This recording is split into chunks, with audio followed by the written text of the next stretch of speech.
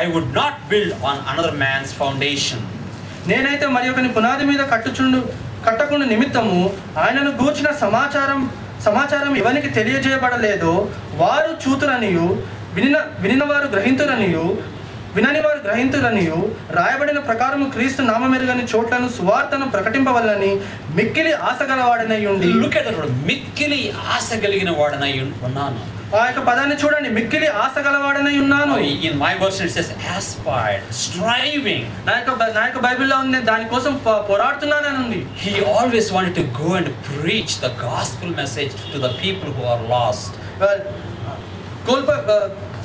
తప్పిపోయిన వారికి ఎల్లప్పుడూ వెళ్ళి దేవుని యొక్క సువార్తను ప్రకటించాలని కోరాడు. The people who do not know the word of God, who do not know the truth. దేవుని యొక్క వాక్యము, దేవుని యొక్క సత్యం తెలియని వారికి. And in another place in 1 Corinthians 9th chapter verse 16.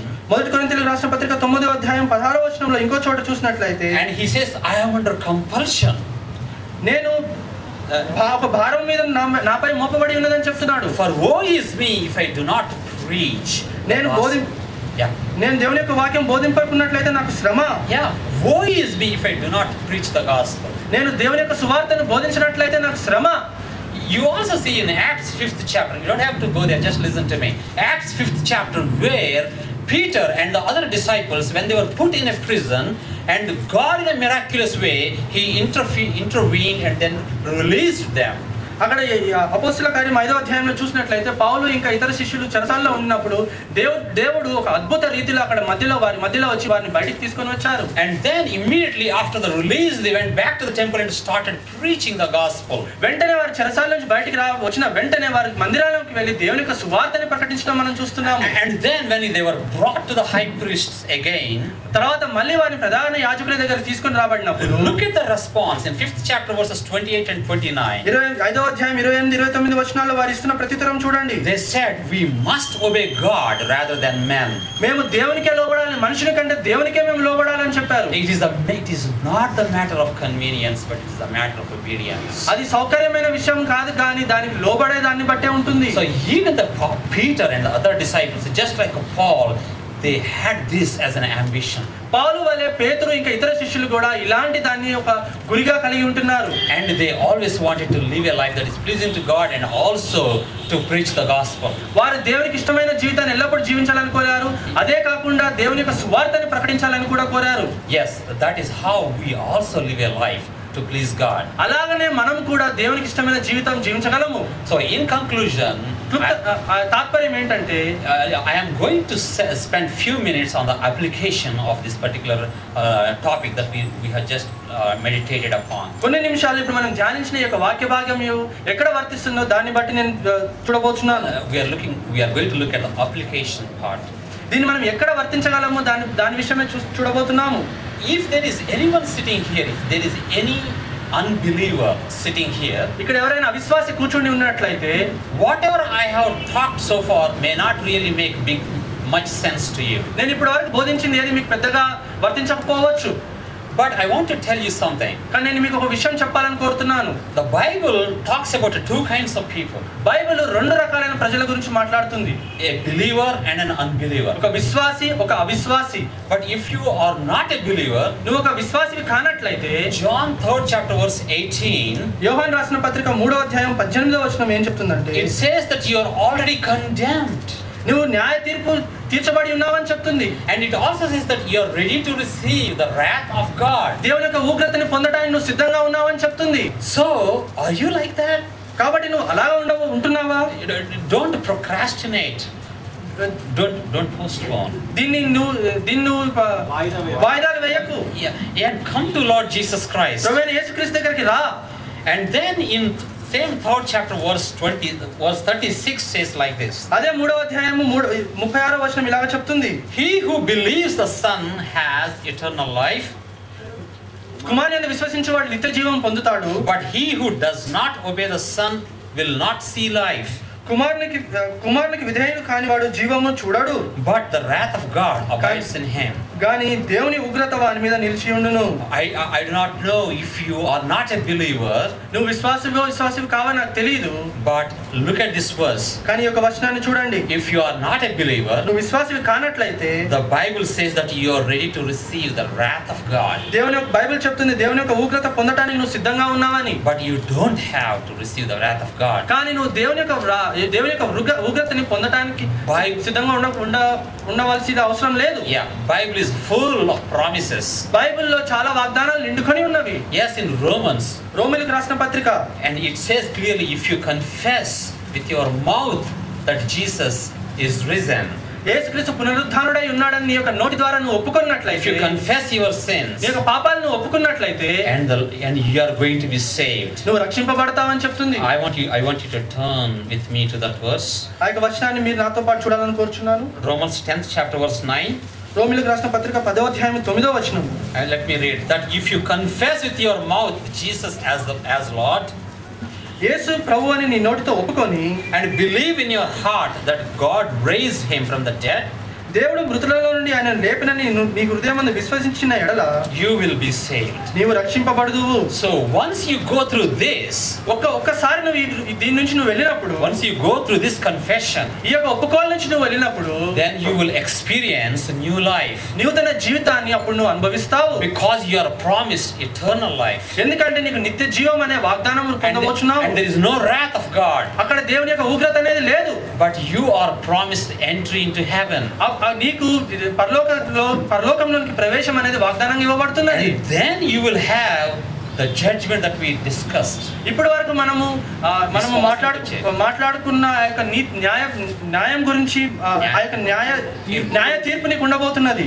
And in that judgment you also receive reward from God.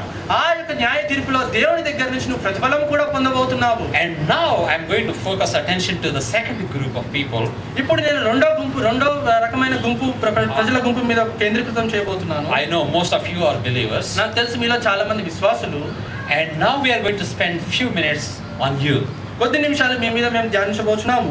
And then if you are a believer, I want to take you to one verse. నువ్వు విశ్వాసి అయితే నీకు నేను ఒక వచనం చూపించబోతున్నాను. And make this verse as your life verse. ఈ యొక్క వచనాన్ని నీ జీవిత వచనంగా మార్చుకో. Please turn with me to Colossians 1st chapter. Please everyone, please turn with me. అందరూ దయచేసి కొలస్సీయులకు రాసిన పత్రిక 1వ అధ్యాయం చూడండి. And verse 10. 10వ వచనం చూడండి. Beautiful verse. Please memorize this verse. ఎంతో అందమైన వచనం ఇది. దయచేసి దీన్ని కంఠస్థం చేయండి. Paul is talking to Colossian church. అక్కడ పౌలు కొలస్సీలో ఉన్న సంఘానికి మాట్లాడుతున్నాడు. And he says that you will walk in a manner worthy of the Lord. ప్రభువుకి ఇష్టమైన యోగ్యమైన రీతిలో మీరు నడవబోతున్నారని మాట్లాడుతున్నాడు. నడవండి అని మాట్లాడుతున్నాడు. To please him in all respects. అన్ని విషయములలో ప్రభువును సంతోషపరచునట్లు, bearing fruit in every good work. ప్రతి ఒక్క సత్క్రియలో ఫలము పొందుతూ, increasing in the knowledge of God. దేవుని జ్ఞానంలో అభివృద్ధి పొందుతూ. There are three solid advices that Paul is giving us. ఇక్కడ పౌలు మూడు ఖచ్చితమైన ఆ యొక్క ఉద్దేశాలను మనకి ఇస్తున్నాడు, సలహాలు ఇస్తున్నాడు. That the first one is మొట్టమొదటిగా to please him in all respects. అన్ని విషయాల్లో ప్రభువుని సంతోషపరచునట్లు. Second one is to bearing fruit in every good work. ప్రతి ఒక్క సత్క్రియలో ఫలము పొందుతూ. And the third one is increase in the knowledge of God. మూడోదిగా ఆయనకు తగినట్టుగా increase in the knowledge of God. దేవుని యొక్క జ్ఞానమందు అభివృద్ధి పొందుతూ. Yes friends, and even this was my desire too. ఇది కూడా నా యొక్క కోరిక, ఆశగా ఉంటున్నది. So when I went to US, నేను US కి వెళ్ళినప్పుడు I always used to think that I need to pray to God in having good understanding of who God really is. దేవుడు నిజంగా ఎవరై ఉన్నారో ఆ గ్రహింపు కలిగి ఉండాలని ఎల్లప్పుడూ దేవునికి ప్రార్థన చేస్తూ అలాంటి కోరిక కలిగి ఉండినాను.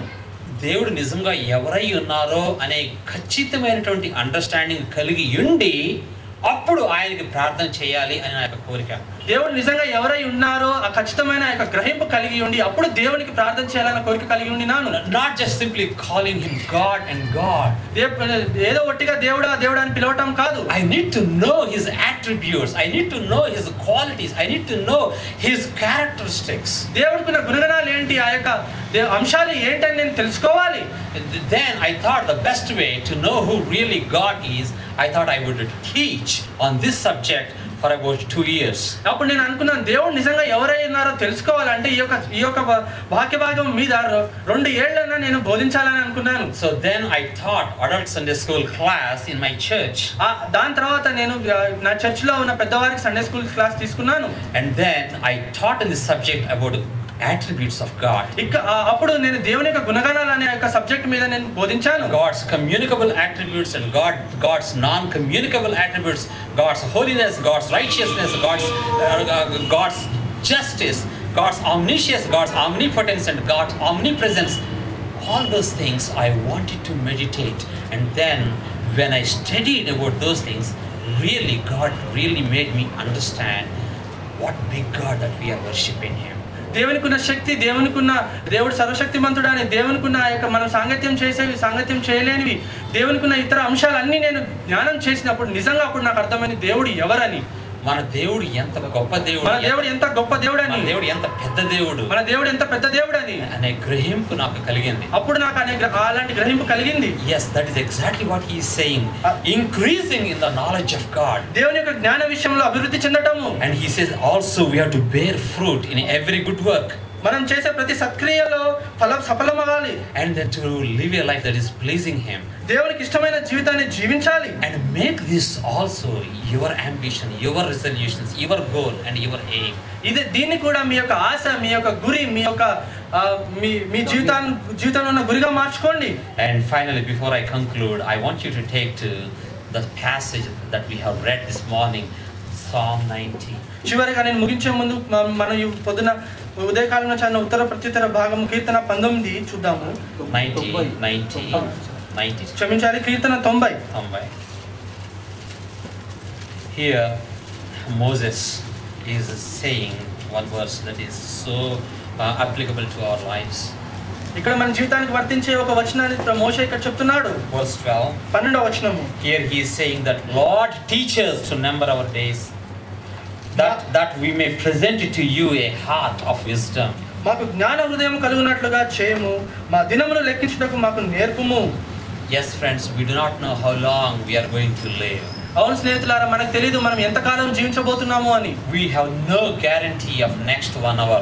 ఇంకొక గంట మనం జీవిస్తామా లేదా అన్న గ్యారంటీ మనకు లేదు. But what the psalmist is saying here is that we need to learn how to number our days. కానీ ఇక్కడ కీర్తనకారుడు ఏం చెప్తున్నాడంటే మన దినాలు మనం ఎలా లెక్కించాలో మనం నేర్చుకోవాలి. And he's also saying in verse 10, I think, yes, he says, as for the days of our life, they contain 70 years, or if due to strength 80 years, yet their pride is but labor and sorrow, for soon it is gone and we fly away. Above 70 is a bonus.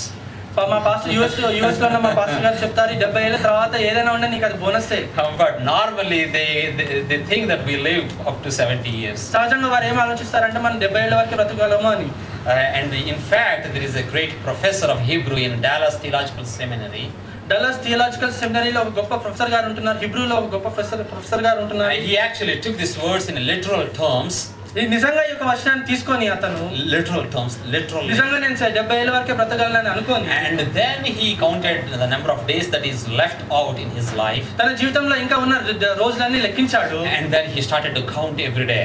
ప్రతి ఒక్క దినాన్ని లెక్కించడం మొదలుపెట్టాడు. In fact my pastor, one of my pastors in US, he had a counter, reverse counter, 10 9 like that, the counter when some and you have been serving the Lord with all your heart. దశాబ్దాలుగా దేవుని మీ పూర్ణ హృదయంతో ప్రభుని సేవిస్తా ఉన్నారు మీరు. And before I conclude, I want you to take to the final verse. Sorry, I have been telling that, but this is the final verse. నేను ముగించి 6వ అధ్యాయం చూడండి. And 6th chapter verse 10. Please turn with me. హెబ్రీయులకు రాసిన పత్రిక 6వ అధ్యాయం 10వ వచనం చూడండి. For God is not unjust so as to forget your work and the love which you have shown towards his name, in having ministered and in still ministering to the saints. మీరు చేసిన కార్యమును మీరు పరిశుద్ధులకు ఉపచారము చేసి ఇంకను ఉపచారము చేయుచుండుట చేత తన నామమును బట్టి చూపిన ప్రేమను మరుచుటకు దేవుడు అన్యాయస్తుడు కాడు. Yes, our God is not an unjust God. మన దేవుడు అన్యాయస్తుడు కాదు. He will not forget what you have done. మీరు చేసింది ఏదో దేవుడు మర్చిపోరు. Take courage in that. దానిలో మీరు ధైర్యం పొందండి.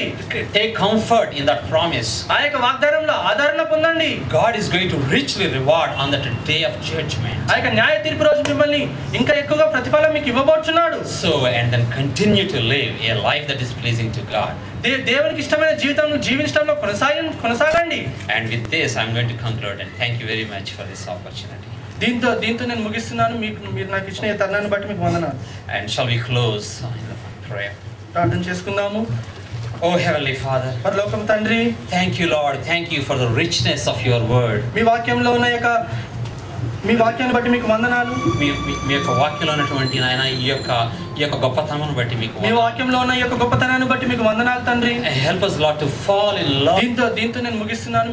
మీరు నాకు ఇచ్చిన ఈ తరుణాన్ని బట్టి మీకు వందనాలు.